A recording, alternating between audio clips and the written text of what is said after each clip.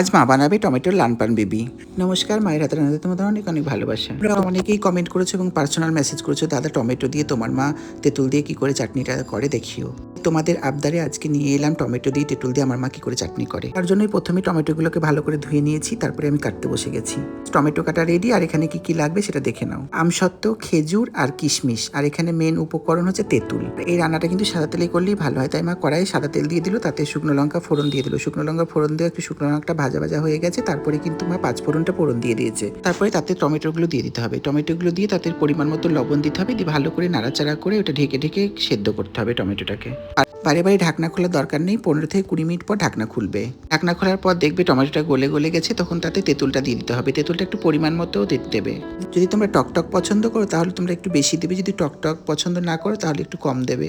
তেঁতুলটা দেওয়ার পর কিন্তু বেশ খানিকক্ষণ রান্না করার পর কিন্তু মা কিশমিশটা দিয়ে দিল, তারপরে খেজুরটাও দিয়ে দিল, তারপরে আমসত্ত্বটাও দিয়ে দিল। তারপরে সব উপকরণগুলো দেওয়ার পর মা কিন্তু বেশ খানিকক্ষণ রান্না করে নিয়েছে। টমেটোর সিজন প্রায় শেষের দিকে, তাই ঝটপট এই রান্নাটা করো, দেখো দুর্দান্ত হয় মায়ের হাতের এই চাটনিটা।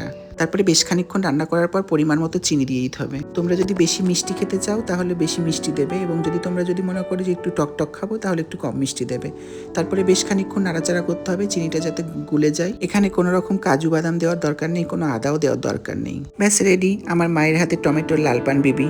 বাঙালির টমেটো চাটনি আর আমের চাটনি, এই দুটো ছাড়া ভাবাই যায় না। তবে টমেটো চাটনি অনেক অনেক রকম ভাবে করে, তোমরা একবার এরকম ভাবে করে দেখো, আমি বলছি দুর্দান্ত হয়েছিল খেতে। মনে লাগলো আমার মায়ের হাতে টমেটোর লালপান বেবি। ভালো লাগে একটা লাইক কমেন্ট শেয়ার করে দেবে, আর আমার চ্যানেলটাকে একটু ফলো করে দেবে। সবাই ভালো থাকবে।